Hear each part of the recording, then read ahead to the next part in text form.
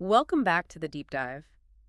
If you feel like you're maybe swimming in information, but still, drowning in anxiety, today's deep dive could be your lifeline. Yeah, we're aiming to cut through some of that noise today. Exactly. We want to focus on high efficiency personal growth. Not the kind of fluffy, inspirational quote stuff, but the structural, intentional kind. The kind that can fundamentally change how you approach your life. And we're drawing from a really powerful set of sources today.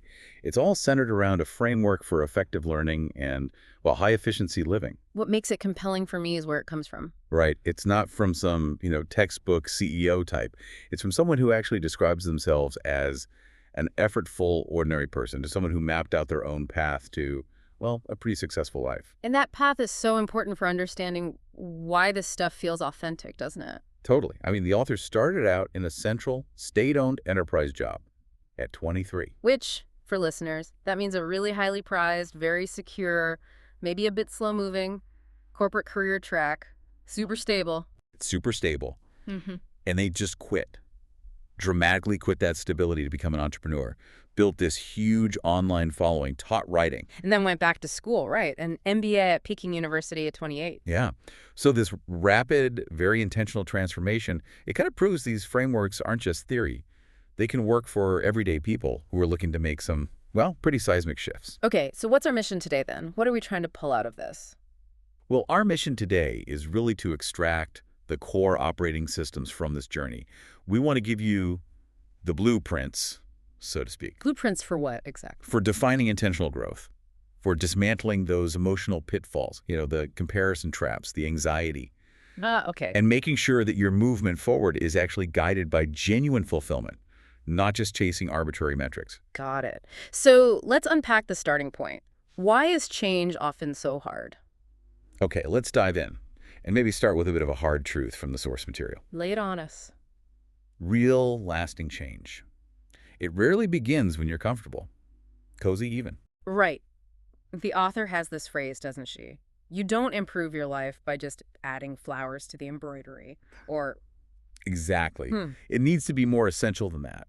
Change has to be fueled by necessity. It must be, as the author puts it, painful enough. painful enough. Yeah, painful enough to overcome inertia. Think about it. If you're comfortable, if the status quo is basically acceptable, why would you choose the discomfort and the risk that comes with, really evolving? That makes sense. Inertia is powerful. Really is. The author didn't quit that secure job because they suddenly had this amazing new business idea fully formed. They quit because the thought of that comfortable, flat life stretching out for decades, that became intolerable. Wow. So the pain of staying the same became greater than the fear of the unknown. Precisely. The pain of stagnation outweighed the fear of change. That feels a bit counterintuitive, though. We're generally told to avoid pain, right? So how does the author square this necessity of pain with, not burning out or just being miserable all the time during the change process? That's a great question. It's not about actively seeking out misery. Not at all. It's more about identifying the bottleneck, the real sticking point. Okay. The pain acts like a diagnostic tool. Once you accept, okay, this part of my life, this bottleneck, it hurts and it needs to change, then you start to redefine where the actual work, the cultivation happens. And where does it happen, according to the source? Well, the sources argue really forcefully that true learning isn't just passive intake, like reading a book. It happens in the friction of reality. Ah, the friction. Yeah.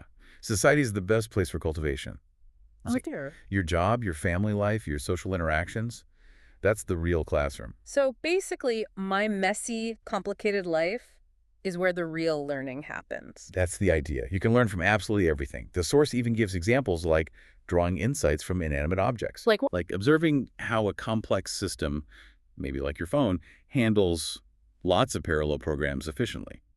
Or learning patience and resilience from just watching the seasons change.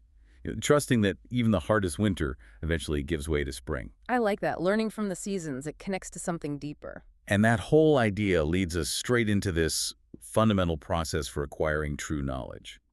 It's rooted in some pretty ancient philosophical wisdom, the three pillars of Vizia. When Shu. Okay, let's break that down. I think you said it translates roughly to hearing or intake, thinking or reflection, and cultivation or practice. That's right. And we should definitely spend some time here because this is where, honestly, most people get stuck. Okay, so when hearing or intake, that's the easy part. Relatively, yeah. That's what we all do. We read the book, listen to the lecture, watch the video, consume the content. Check. Right. But then comes sinking or questioning. And this is absolutely critical. The non-negotiable filtering stage. You have to question the logic. You have to critique the source, adapt the new information, figure out how it actually fits or doesn't fit in to your own existing mental framework. If you skip that step. You just become a collector of facts you haven't really processed, like hoarding information without understanding it. Okay. And then the third pillar, Shu, cultivation or practice. This sounds like the hardest part. It really is the most demanding, but also the most important. This is internalization. It's where knowledge stops being just words on a page or sounds in your ear and actually transforms into your personal thought process, how you think, how you act. So it's about application. Deep application. Mm. Growth isn't passive. It takes time, real effort, repeated effort. And the big warning here is to avoid that seductive trap of zero-base 3-day mastery. Ah, the instant expert fantasy. Exactly. The idea that you can acquire deep skills or profound understanding almost overnight, it just doesn't work that way. True cultivation takes time and consistent practice. Okay, so we understand the process of learning and internalizing now. But you mentioned anxiety earlier. What's blocking people from actually using this process effectively? Right. So now that we have the how-to of learning, we need to tackle the biggest blocker for many people, that pervasive modern anxiety. The kind that keeps you stuck. Exactly. Okay. And according to the source, a huge amount of this anxiety stems from confusing two really fundamental types of value that drive our behavior. Okay, I think I remember this from the outline. We're talking about tool value versus ultimate value, right? That's the distinction. Let's define them clearly. Go for it. Tool value, or a tour, is all the external measurable stuff. The high salary, the fancy job title, the new car, the good exam score, the big house. These are essentially tools we acquire hoping they'll get us something else. Okay, tools to achieve something. What's the alternative? The alternative is ultimate value. This is the underlying psychological feeling or experience we are actually searching for. Things like security, a sense of recognition, comfort, peace, genuine happiness. The internal state. And the core insight here is what? We mix them up. We mix them up constantly. The source argues, very powerfully I think, that we suffer from anxiety because we relentlessly chase the tool, the money, the title, the score, and we completely forget that the ultimate value we seek, the feeling, can only exist in the present moment. Yeah. Okay, this is actually hugely practical. How can realizing this help day to day? Well, take something concrete. Let's say you're incredibly stressed about passing a big professional certification exam. That exam, the certificate itself, that's the tool. Okay. Recognizing this allows you to maybe recenter on the ultimate value of the journey itself. What are you really seeking? Maybe it's gaining deeper knowledge in your field, expanding your professional network, or simply enjoying the intellectual challenge of learning something new. Ah, so shifting focus from just the pass-fail outcome. Yes, that shift in mindset lets you participate more fully, maybe more joyfully, without the crushing pressure of having this one single external outcome define your entire worth or experience. That feels lighter already. And crucially, this realization firmly places health, both physical health and psychological well-being, into the ultimate value category. Where it absolutely belongs. The source is emphatic about this. Health must be the highest priority. It's an ultimate value that should never be sacrificed for any tool value. So if you're wrecking your sleep, your relationships, your mental peace, just to chase a specific income figure or promotion. You're fundamentally violating your own highest ultimate value. And that misalignment, that's a recipe for profound anxiety and burnout. You're trading away the very thing you likely value most deeply. Which connects really well to the next idea about acceptance and managing that constant comparison urge. The source uses this beautiful metaphor, respecting your bloom time. Yes, I love this one. It's basically an ecological view of human development. Like we're all different plants in a garden. Exactly. Everyone is like a different plant. Maybe you're a quick blooming dandelion, maybe you're a steady vine climbing consistently, or maybe you're a massive oak tree growing slowly but strong over many years. Okay. All these plants have their own unique characteristics, their own way of being, and crucially, their own unique bloom time, their VU. It might be 6 weeks for one, 6 months for another, maybe 5 years, or even longer for the oak. And the point is, The point is, the dandelion doesn't need to envy the oak tree's height or longevity. And the oak tree doesn't need to feel bad that it's not spreading as fast as the dandelion. They're just different, on different timelines with different ways of flourishing. so practically speaking, this means stop comparing my career path or my financial situation or when I hit certain life milestones. To the fixed, often totally arbitrary, competitive metrics that society or social media throws at us all the time.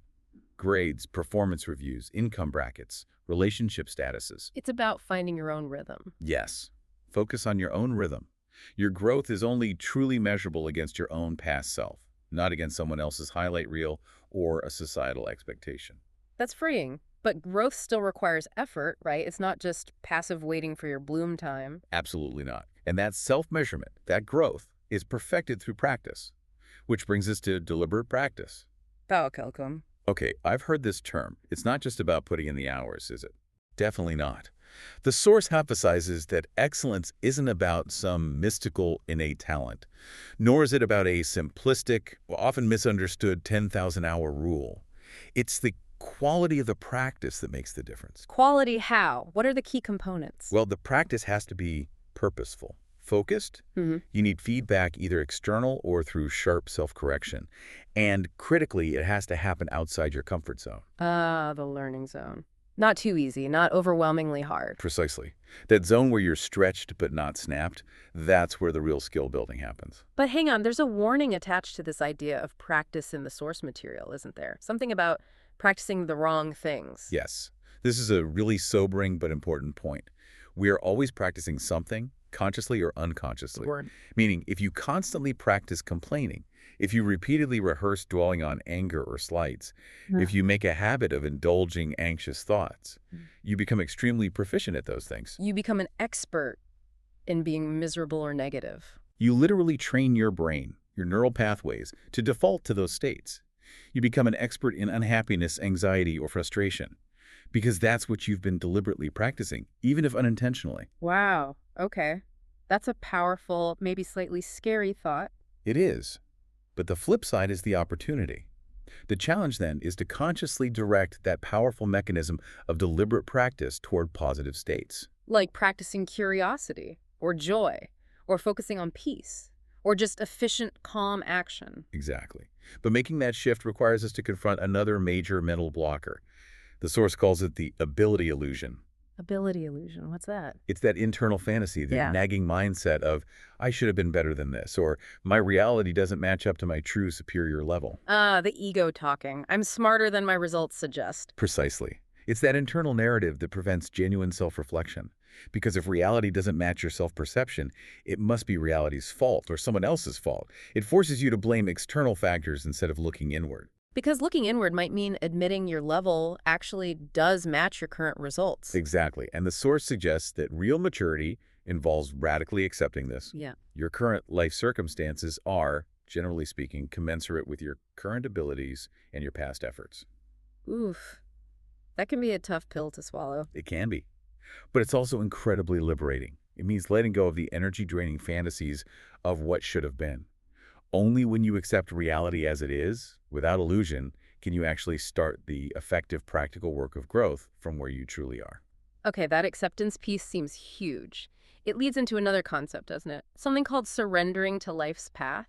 Or like, that sounds passive, like giving up. It sounds passive, but the way the source defines it, it's anything but. It's not passive resignation. It's described as radical acceptance and active participation. Also, It means accepting everything that happens, the good, the bad, the unexpected, the stuff you don't like, without letting your personal preferences or dislikes block your engagement with the situation. so it's not about liking what happens, it's about fully participating in what is happening. Yes, you drop the internal resistance. The author gives some great examples from their own life, like accepting a mentoring role they really didn't want initially, and it turned into this incredibly deep, enriching, lifelong friendship. Another time, they accepted a situation where followers started building homes on their land, which they initially disliked intensely. Okay. But Accepting it, working with it instead of fighting it, eventually led to unforeseen prosperity and community benefits. By letting go of that internal "no, I don't want this" resistance, they freed up energy to just participate fully in what life brought. And often, success came in ways they couldn't have planned. Success that was sort of meant to happen once they got out of its way. Getting out of your own way, that seems to be a running theme. It really is. And this willingness to act, to participate regardless of your initial preference or fear, is directly linked to confidence. Which brings us neatly to the final framework around action. The journey through the 3 stages of confidence. Okay, 3 stages. What's the first one? The one where most of us get stuck. That's external proof, or G. This is where your confidence is entirely dependent on validation from the outside world. Like needing applause or a promotion or likes on social media or a good grade to feel confident. Exactly. If that external validation isn't there, your confidence just collapses. You feel worthless or like a failure because the outside world didn't confirm your value. Been there. So what's the next stage? Where do we want to move towards? The goal is to migrate towards self-proof. This is a major step up. How does that work? This is where you do what you believe is right, what you feel is important, regardless of whether other people get it or approve, or whether you see immediate external success. Like an artist creating work they believe in, even if it's not selling yet. Right. Or an entrepreneur pushing forward with their vision. Precisely. They are proving their worth, their commitment to themselves through the act of doing the work, aligned with their own values and vision. Their confidence comes from within, from the integrity of their actions. Okay, that sounds much more resilient. Is there a stage beyond that? Yes, the ultimate level is described as no proof, or AD. No proof, meaning? This is the state of mastery, of deep integration. You're simply doing the work, you're acting, you're creating. And you don't need any validation at all. Not external praise, not even conscious internal self-congratulation. Oh. The action itself is the point, the reward. You're so practiced, so focused, so aligned, that the whole concept of needing proof or worrying about failure just dissolves. You simply participate fully in the activity itself. That sounds like a flow state almost. Very much like that. Getting stuck down in external proof is a huge energy drain and holds so many people back. Just understanding these stages exist can be really helpful. Definitely. Okay, so we've covered a lot of ground. The need for pain, the learning process, values, bloom time, practice, illusions, acceptance, confidence. If our core mission here is, as you said, to live more consciously and minimize regret, how do we start applying all these complex ideas, like starting today? Great question. Let's bring it down to practical tools. One really useful framework the source suggests for tackling confusion is the golden circle. Why, how, what? Simon Sinek's model. How does it apply here? Well, if you feel confused about the purpose of something, the why am I even doing this? Feeling the advice is to reconnect with a deeper, ultimate value. What's the underlying significance? Why does this truly matter to you? Okay, find the ultimate value if the why is fuzzy. What if the how is the problem? If you're confused about how to proceed, like, I know what I want to achieve, but I have no idea what steps to take, then the focus needs to be on intentional planning, on building competency, on using that deliberate practice we talked about to close the specific gap between where your skills are now and where they need to be. Break it down, learn the steps, practice them. Makes sense. And then, for those moments of acute paralysis, when you're facing a really big challenge, maybe a high-stakes job interview, a difficult conversation you need to have, launching a new project. Yeah, what then? The source offers this really interesting strategy. Pretend you already succeeded. Pretend. Like fake it till you make it. Sort of, but maybe deeper. It's about embodiment. Act as if you are already the person capable of succeeding in that role or situation. So if I have an interview for sales manager, I walk in embodying the confidence and competence of someone who is already a successful sales manager. Exactly. You embody that energy, that mindset. The idea is that this positive reinforcement acts like a powerful, self-fulfilling belief system.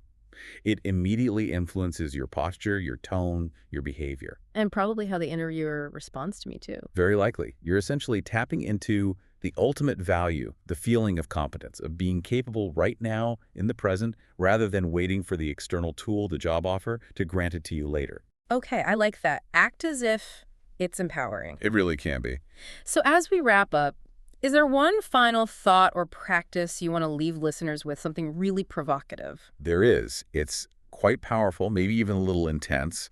The source calls it the farewell meditation, or Farewell meditation. Sounds ominous. it's meant to be clarifying.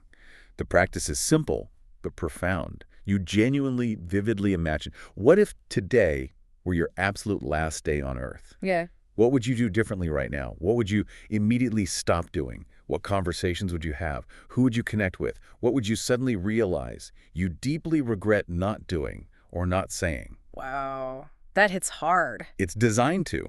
The idea is to use that immediate visceral reflection as a powerful filter, to instantly cut through the noise, the trivialities, the time-wasting activities, to drop the grudges that suddenly seem meaningless. And to refocus all your finite energy. Solely on the relationships, the contributions, the meaningful work that truly, deeply matters to you. Not tomorrow, not next year, but right here, right now. Yeah. That is definitely wisdom worth internalizing and practicing. Indeed. Well, thank you for joining us for this deep dive. We really hope exploring these ideas helps you, our listeners, find your own bloom time and live with greater intention and maybe a little less anxiety.